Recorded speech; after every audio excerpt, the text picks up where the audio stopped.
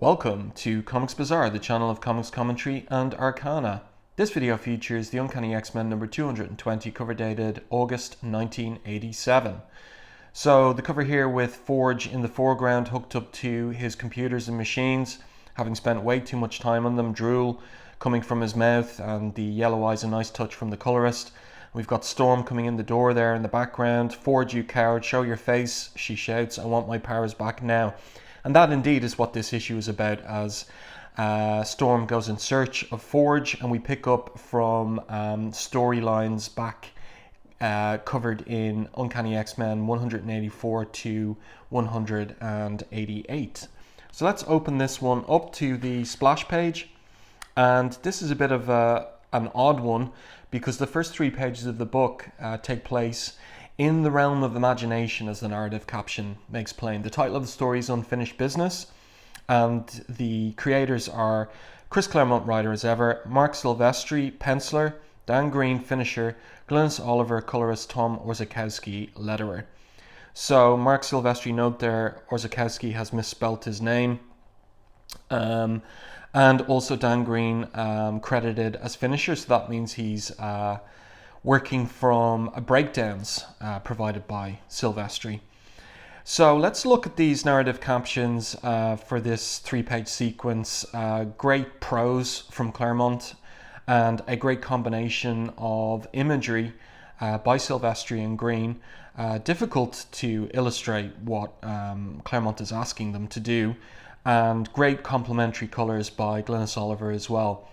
So sky blue as crystal, blue as her eyes, air sliding like slick silk, smooth over wings that ride the winds. One moment command them, the next ice cold fire in the lungs, with every breath matching the fire in her blood, pumping from the bravest, fiercest heart. They soar, proud and free, bound and beholden to none, save who they choose. That's pretty cool. Nice sibilance there in this particular caption, air sliding like slick silk, smooth over wings. Great use of sibilance by Claremont there. Very alert to the rhythm and sounds of the words he's choosing to use here. And then we get this great kind of hallucinogenic sequence. We have the Eagles coupling. One of them, of course, the female with a crest, much like Storm's mohawk. And basically these eagles are symbolic of the relationship between Storm and Forge. And what happens is there's a sudden change after their coupling, and the male eagle, his wing explodes, flesh giving way to steel and circuitry. What once lived transformed in a heartbeat into a mocking semblance of life. Again he dives, but now where claws once held tenderly, they savage and tear. Bone splinters, blood scars the sky's pristine, uncaring serenity. Broken, she falls, uncomprehending, she crashes to the unyielding rock. No longer a creature of the sky, no longer proud, no longer free. She screams in grief and rage. He answers in triumph and flies away. Pretty cool sequence. Look at the transformation into this metallic bird of prey. Yeah, nice 3 pages from Silvestri. And again, think of the talent required in order to illustrate that as well as he did, and probably the photo reference he needed to get it right. And then we snap to the realm of reality, the Rocky Mountains, and the narrative captions are worth reading out here. Young mountains, the spine of a continent, nothing easy or gentle about this land, no foothills to mark the transition off the plains. 1 hour you're on flat land, the next in the heart of the high country, with peaks nearly 2 miles high. Wind and rain haven't worn them down, only roughed the edges. Wild country, home to wild souls. And who's this man on his hunkers looking out over the high wild country? It's Wolverine. And in the background here we see Storm, and he wheels, pops his claws, and takes out this outcrop of rock and puts his claws up to Storm. And he says, if I'd wanted company, darling, I'd have left word where I was. If I could afford to leave you be, my friend, she says to him, I would not be here. So what does she want from Wolverine? He asks her, how did she find him? And she says she knows him better than he thinks. This is a great page here. We've basically got 6 panels on the page. Great storytelling on the page, but also choice of imagery like this top-down 3/4 profile of Wolverine lighting up his cigarette. No dialogue from him. So it's an interesting choice to just illustrate him listening, lighting up to Storm as she talks. I like it. And also the colours, of course, Glynis Oliver's colours, really showing off well the sunrise in the Rocky Mountains. And Storm tells Wolverine that she has adjusted, learned to cope with the loss of her powers. That goes all the way back to Uncanny X-Men 185. But here now, in the face of such majesty, as she looks out over the valley, what I want to do more than anything is spread my wings and cast my spirit to the wings. And you can imagine her, to the winds rather, you can imagine her just jumping off if she did have her powers. But of course she can't. These peaks are home to you, Wolverine, she says. They are the bars of my prison. But that is not why I've come. And she says here, she can lead the X-Men as she is, but she'd rather if she could do so with her elemental powers restored. Forge's device stripped them from me. Perhaps the process can be reversed. So she says to Wolverine, I tried to telephone. His number has been disconnected. I'm going after him. I need someone to shepherd the X-Men in my absence. So that's why she has tracked Wolverine down. Wants him to take over while she goes on her solo mission. And Wolverine says it's not his style, especially the way he's been feeling lately. This has to do with some of the beatings he's taken from Lady Deathstrike, from Nimrod, and from Sabretooth as well in the course of Mutant Massacre. And Storm insists. She grabs him by his costume and says, "And blast you, Wolverine. You'll lead the X-Men if I have to force you to do it. I do this because it's necessary, because I'm needed, Logan, as are you. And I'm telling you," he says to her, "I'm not up to the job. Let Rogue handle it, or Psylocke. I'll back him up." But Storm says, "The fact I'm here tells you what I think of that. They're not ready." So Wolverine ultimately accepts and says, "For better or worse, let's go." So Wolverine now, while Storm's away, will lead the X-Men. And it's the first time he's done that. And of course, Storm and Wolverine are the only X-Men left over from Giant Size X-Men #1. All the rest of the team, to this point and until Colossus rejoins, are new. So then scene shifts to Dallas, Texas, Eagle Plaza, 555 Eagle Plaza, which is Forge's building, 4 days later. And it's raining. And in the upcoming, or the rest of the issue, we're solely focused on Storm and her memories of her time in Eagle Plaza, Life Death Part 1, Uncanny X-Men 186. And it's very clear that Silvestri has a copy of Barry Windsor Smith's art on 186 in front of them as he draws this issue. And it's pretty cool seeing his interpretation of scenes as they were first penciled by Windsor Smith. So we get to see Silvestri's take on some of that. And so Storm enters the building, and the doors are unlocked and unguarded, the lobby deserted. So there's a little bit of a mystery here. Remember, there was no one picking up the phone was disconnected. So she remembers there's automatic defenses, but so far they're inactive. And there's dust on the desk, the security desk at the lobby. Phone's dead. There's a notice of the condemnation of the building. So what's going on? She says there's no reason to expect Forge to be here. Quite the opposite, in fact. Forge designed weapons for the United States government. It was for them he constructed the inhibitor that took away my mutant powers. Logically then, if he could no longer work here, they would move him someplace else. Better to be sure though. A search may provide some clue to where he is. Besides, if I walk away without solving this mystery, neither imagination nor conscience will give me a moment's peace. And we saw imagination in the opening 3 pages, and we're going to see some of Forge's imagination later in this issue. So she begins her ascent to the penthouse, and up in the penthouse, in a domed room that once served Forge as his sanctum sanctorum, rather like Doctor Strange, his retreat, a place for meditation and the working of magic, sits an old man, Naze by name. Now Naze was last seen in issue 188 when his body had been taken over by a dire wreath, and then that body in the form of Naze was taken over by the demon, the Adversary. So this is not Naze exactly. He's Forge's mentor and teacher, Cheyenne teacher. He's communing with the spirit lands far removed from the human plane of existence. As always, they reply.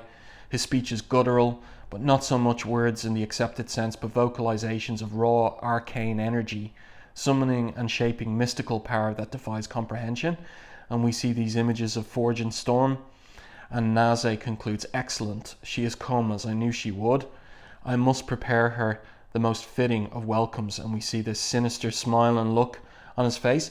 And this particular panel, it's really striking, and it reminds me of David Mazzucchelli at this time, and some of the drawing he was doing on Born Again and Batman Year One.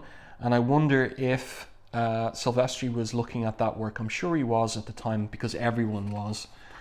And here we see Silvestri drawing the interior of Eagle Plaza, and drawing on Barry Windsor Smith's design from 186, and it's pretty cool. And you see the destruction wrought going all the way back to 186, so it's like Storm revisiting the scene of the crime, and she's wondering, "Where have you gone, Maker?"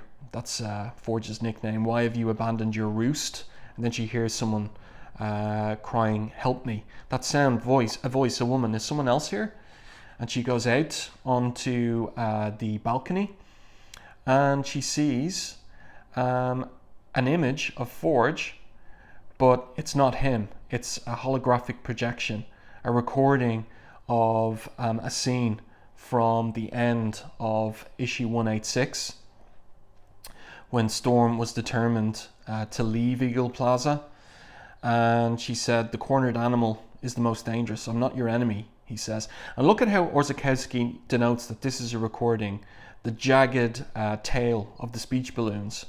And Storm here herself discovers by testing that they are holographic projections, 3-dimensional phantoms replaying the events of months ago, years in comic book publishing time. And she's here thinking, has the man gone mad? And she cries out, "Forge, I am no illusion, Maker, I'm real. Stand forth and face me." But there's no answer. And then there's another projection of the Vietnam War mixed in with these demons, and we'll see that explained in the upcoming Fall of the Mutants storyline. But at the present, the blend of demons and bomber planes is a mystery. Storm realizes it's some incident from Forge's past, but how can those two elements coexist? Spirit creatures in a modern war? Then she's got fresh problems. The floor disappears. Platforms have become invisible. So she determines to use her memory of the layout of the interior of the building from the last time she was there. Then there's the laser defense system activated, and she hides behind this couch and takes off her coat for better freedom of movement to dodge the blasts.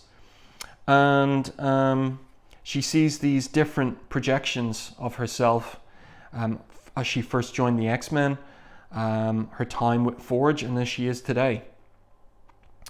And this reminds her of the loss of her powers again, and the reason why she's there. And so she sheds a tear. But she has a question, which is why? Why the projections? Does it give you pleasure She addresses Forge, rerunning my destruction. What am I to you that you surround yourself with my image? And she thinks about leaving, but she decides to stay and deactivate the security system. But then she's caught by a stun bolt, and then she makes her way to the kitchen. And this was a room in which there was a key scene from 186. She sees the holographic projection of their drinking champagne together when they both revealed their feelings for each other. And Storm thinks, I blame the champagne for my feeling giddy, but it was more than that. Has this place not been cleaned since? It's a pigsty. And the champagne bottle is still there with some of the champagne inside, but it's gone flat. Long ago turned to vinegar, she thinks, just like us, just like their relationship. And then we head down to the swimming pool. So this is like the living quarters of Eagle Plaza. And there's images of the swim there. And that was where they had their first kiss. And then she enters this other part of the living quarters, and there's this foul stench, and she thinks maybe he's dead. And then she sees this collage of different images of her, reality mixed with every fantasy imaginable. Forge has made this room, his entire home, into some obscene shrine. And she thinks here, I do not know whether to be disgusted or sad. This is the switch I want, and she switches off the security systems. But somebody cries out, no. And it seems to be Forge at the heart of a contraption attached to him physically. And he shouts out, where's my love? Where's my heart? You had no right to take her away. Bring her back. And Storm says, open your eyes, Forge. The real woman stands before you. But he goes crazy and rips himself away from the machine. She thinks the man is mad. And then she realizes, as her hand disappears through him, that he's an illusion too. So this is interesting. Great storytelling on this page. Great physical expressions for Forge. His despair, his madness.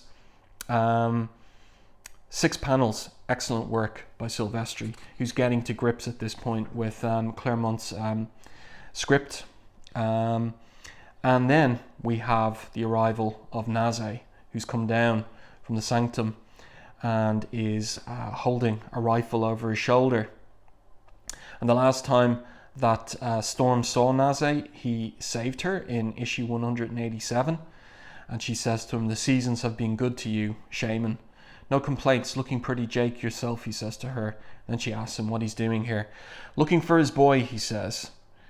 And Storm asks him about the security, and he says that, number one, he's been around a couple of weeks. He had the whole deal pretty much scoped regarding where Forge might be when she showed up.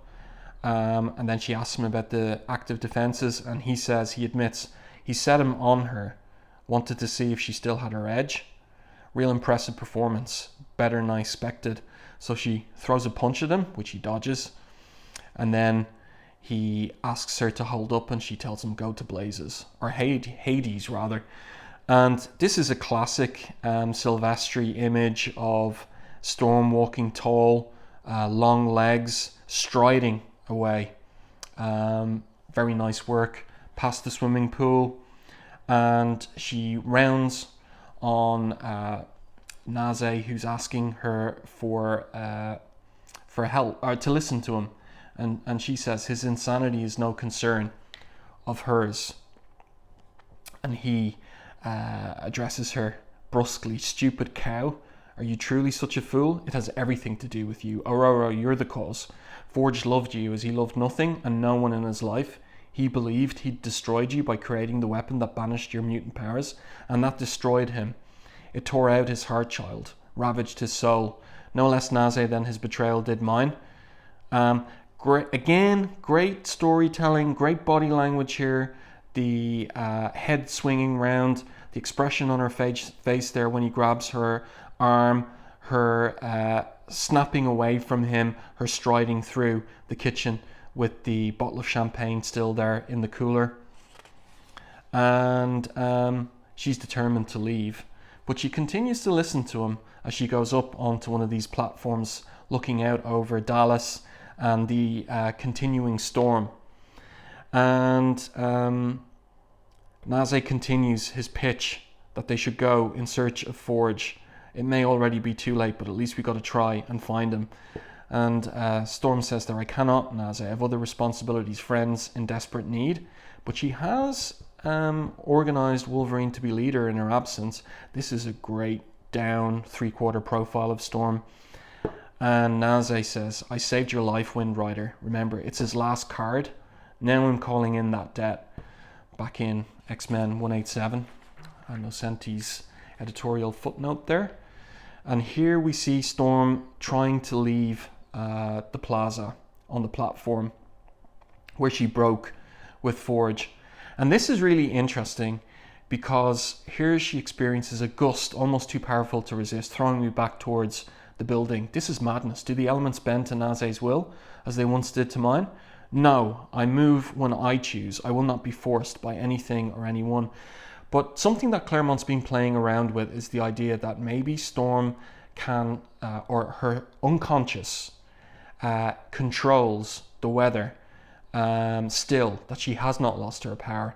And this may be representative of a struggle, psychic struggle going on within her in terms of going to look for Forge and save him or not. This may be what's happening here because it's not clear that Naze is using any power to control the storm. And so he begs her. And obviously she agrees, and then it's dawn. And with the sunrise, the breaking of the storm. And Storm thinks, a pleasant surprise to smell air so sweet in such a place, or behold so lovely a morning. On such a day as this, one might believe anything is possible, even seeing Forge's face in the shape of those clouds. Naze spoke truly. I bear no blame for what has happened, but I am in part responsible. In honor, I cannot walk away. And we see this is really interesting, the storytelling in the clouds, these panel-to-panel transitions as his face becomes desperate, and then this sinister grin spreads over his face in the clouds. But does she see that? No, I think not. In honor and love, she continues to think. And then we see Naze through the broken glass of the outside of the building, the skyscraper. And he says, the life of my foster son is lost, Ororo, but there's still a chance to save his spirit, what the whites would consider his soul. A great battle, Wind Rider, a necessary one. Please stand beside me. And she takes his hands finally. I shall, she says, shoulder to shoulder, shaman, to the end. You made the right choice, the only choice, against the pair of us, my beauty. And remember, Ororo's name means beauty. Poor Forge ain't got a prayer. I love this magenta background here by Glenn Soliver. Really makes the image of Storm pop, and then the shadow on Naze's face so that we see his eyes glinting and this demonic grin on his face. He is possessed by the Adversary, yes. And coming up next issue, the Marauders return and 2 X-Men face death by drowning.